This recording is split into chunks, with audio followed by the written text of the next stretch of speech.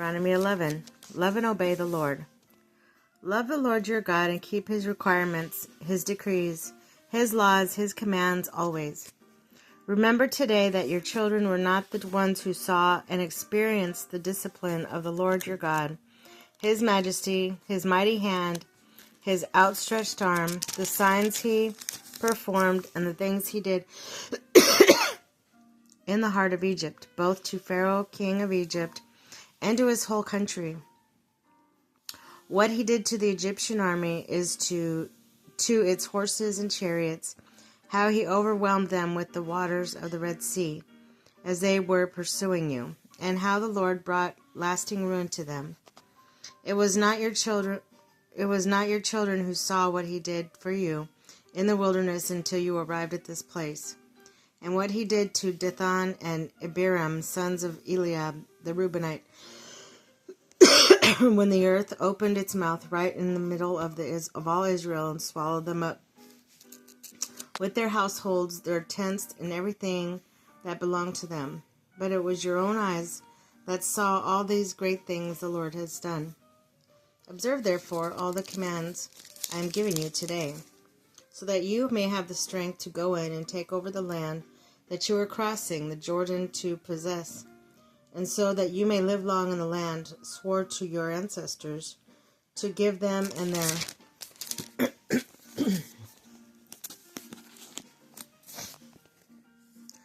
their descendants a land flowing with milk and honey, the land you are entering to take over, which is not like the land of Egypt, excuse me, from which you have come, where you planted your seed and irrigated it by foot as in a vegetable garden. But the land you are crossing the Jordan to take possession of is a land of mountains and valleys that drinks rain from heaven. It is the land the Lord your God cares for. The eyes of your God are continually on it from the beginning of the year to its end. So if you faithfully obey the commands I am giving you today, the love of the Lord your God, and to serve him with all your heart, with all your soul, then I will send rain on your land in its season, both autumn and spring rain, so that you may gather your grain, new wine, and olive oil. I will provide grass in the fields for your cattle, and you will eat and be satisfied. Be careful, or you will be enticed to turn away and worship other gods and bow down to them. The Lord's anger will burn against you, and he will shut up the heavens so that it will not rain, and the ground will yield no produce. Excuse me, and you soon will perish from the good land the Lord has given you. Fix these words of mine in your hearts and minds. Tie them as symbols in your hands and bind them on your foreheads. Teach them to your children, talking about them when you sit at home and when you walk along the road, when you lie down and when you get up.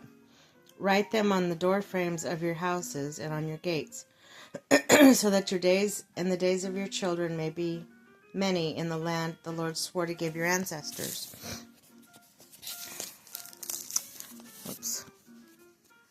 As many as the days that the heaven are above the earth.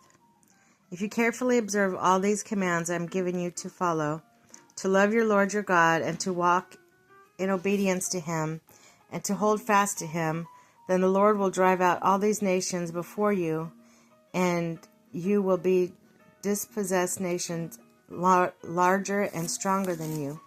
Every place where you set your foot will be yours.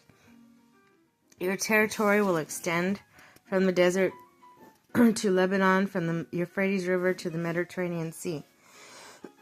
No one will be able to stand against you. The Lord your God, as he promised you, will put the terror and fear of you on the whole land wherever you go. Excuse me. See that I am setting before you today a blessing and a curse. The blessings, if you obey the command of the Lord your God, I am giving you today. A curse if you disobey the commands of the Lord your God and turn from the way that I command you today by following other gods which you have not known. When the Lord your God has brought you into the land you are entering to possess, you are to proclaim on Mount Gerizim the blessings and Mount Ebal the curse. As you know, these mountains are across the Jordan, westward toward the setting sun, near the great trees of Marah. in the territories of those Canaanites living in the Arabah, in the vicinity of Gilgal. You're about to cross the Jordan to enter and possess of the land the Lord your God is giving you. When you have taken it over and are living there, be sure that you obey the decrees and laws I am setting before you today.